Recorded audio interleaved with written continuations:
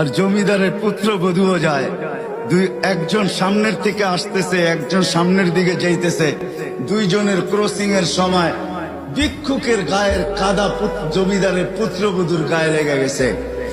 সে দুনিয়া আন্ধার করে ফেলছে, স্বামীকে ডাইকা নিয়ে আসছে, বলছে ভিক্ষুক আমার কাপড় নষ্ট করে দিছে। সে শুধু ভিক্ষুক ছিল না, বৃদ্ধ ছিল।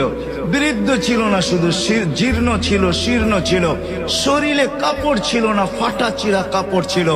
পায়ে জুতা ছিল না, পেটে ভাত ছিল না।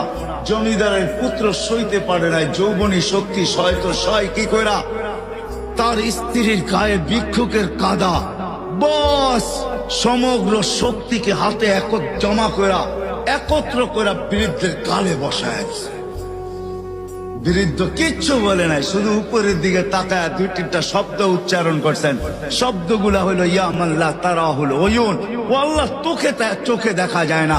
ও তারা কুল্লা শাই, তুই সব দেখিস। ফারা তারা মা বি, তুই কি দেখিস না আমার সাথে কি ঘটতেছে, এটা কি দেখিস না? বলতে দেরি যুবক, মরতে দেরি হয় নাই।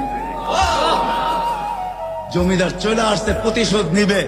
বৃদ্ধের একদিকে মুস্কি হাসি, একদিকে বলতেছে প্রেমের খেলা এমনই হয়।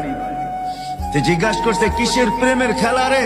বলছে ওর প্রেমিকার গায়ে আমার কাদা লাগছে, পায়ের কাদা লাগছে, ও সইতে পারে নাই। যৌবনী শক্তি দিয়ে আমার বৃদ্ধ গালে বসায় দিছে। আমাকেও একজন ভালোবাসে, সেও সইতে পারে না, সেও সইতে পারে না। ও তো থাপ্পড় দিয়া ক্ষান্ত, সে জান নিয়ে নিছে। রাস্তা দিয়া যায়।